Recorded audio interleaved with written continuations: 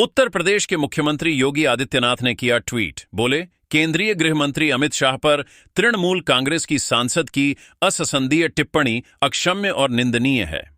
Voter अधिकार यात्रा में सपा अध्यक्ष अखिलेश यादव ने बिहार में भाजपा को चुनौती दी। उन्होंने कहा, यह महत्वपूर्ण चुनाव है और बिहार के लोग भाजपा को बाहर करेंगे। भाजपा लोगों का इस्तेमाल करती है और यह पार्टी अब खुद बर्बाद हो रही है। बिहार ने पहले भी भाजपा को रोका था और इस बार भी युवा वही करेंगे। भाजपा का पलायन होगा। हम तेजस्वी की पूरी मदद करेंगे।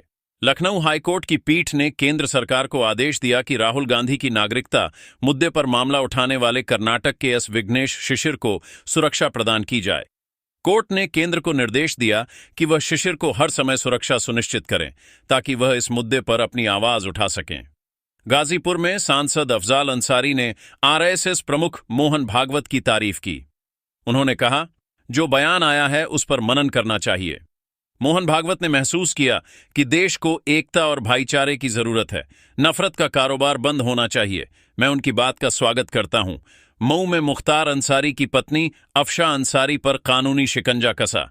गाजीपुर में अफशा के पैतृक घर पर पुलिस ने दबिश दी, लेकिन घर पर ताला लगा मिला। पुलिस ने नोटिस चस्पा किया। महू जिला कोर्ट के अफशा के खिलाफ एनबीडब्ल्यू जारी करते हुए इनाम राशि R00 बढ़ा दी। दिल्ली में बीजेपी के राष्ट्रीय महामंत्री तरुण चुग ने अखिलेश यादव की वोट अधिकार यात्रा पर प्रतिक्रिया दी। उन्होंने कहा, अखिलेश थके हारे और कुंठित मानसिकता से ग्रस्त हैं। वोट बचाओ यात्रा के नाम पर वे दरअसल घुसपैठियां बचाओ यात्रा में शामिल हुए हैं। अखिलेश घुसपैठियां बचाओ यात्रा निकाल रहे हैं। दिल्ली के कालाकाजी मंदिर के सेवादार की हत्या के मामले में अरविंद केजरीवाल ने एक्स पर पोस्ट किया। उन्होंने कहा, यह कानून व्यवस्था की विफलता नहीं तो क्या है। भाजपा के चारों इंजनों ने दिल्ली का यह हाल किया है। क्या दिल्ली में कोई सुरक्षित है या नहीं? लखनऊ में स्नातक शिक्षक की 11 सीटों पर विधान परिषद सदस्य चुनाव की तैयारी को लेकर भाजपा मुख्यालय पर बैठक हुई। यूपी भाजपा अध्यक्ष भूपेंद्र चौधरी और प्रदेश महामंत्री धर्मपाल सिंह बैठक में मौजूद रहे।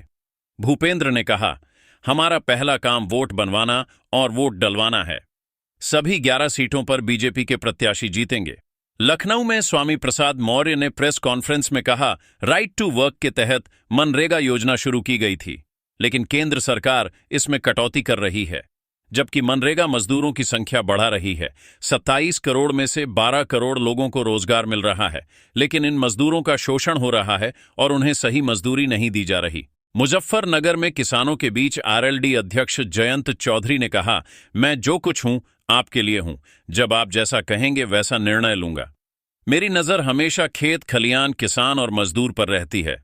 उन्होंने समिति से मिल रहे यूरिया पर किसानों की नाराजगी जताते हुए कहा, मैंने इशारा कर दिया है, इससे ज्यादा मेरी बंदिश नहीं है।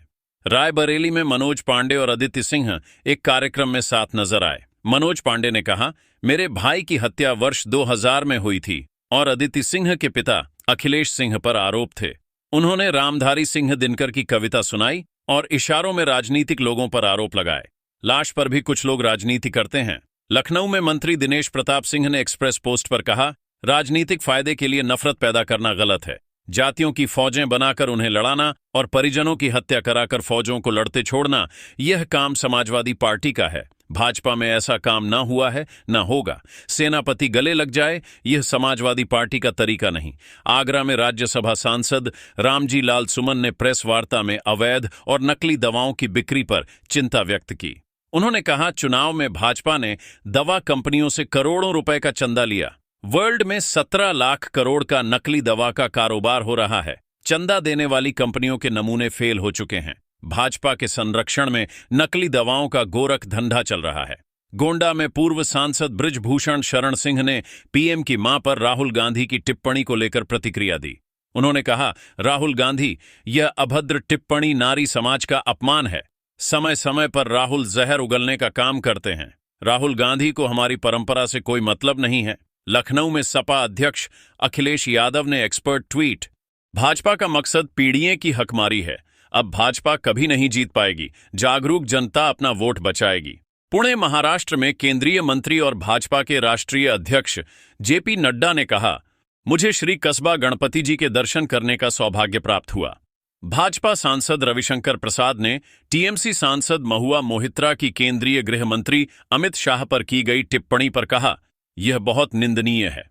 वे पहले भी अपनी सदस्यता खो चुकी हैं और अब गृह मंत्री के खिलाफ ऐसे शब्दों का इस्तेमाल कर रही हैं। यह लोग किस स्तर तक पहुंच गए हैं? ममता बनर्जी ने किस तरह की टोली बनाई हुई है? अखिलेश यादव पर बोले संजय निषाद कहां? मैं जब से राजनीति में आया हूं तब से मैंने देखा है कि सपा मुखिया जो भी बोलते हैं उससे उल्टा ही होता है। ये दल तो दिखते हैं लेकिन इनके दिल एक साथ नहीं।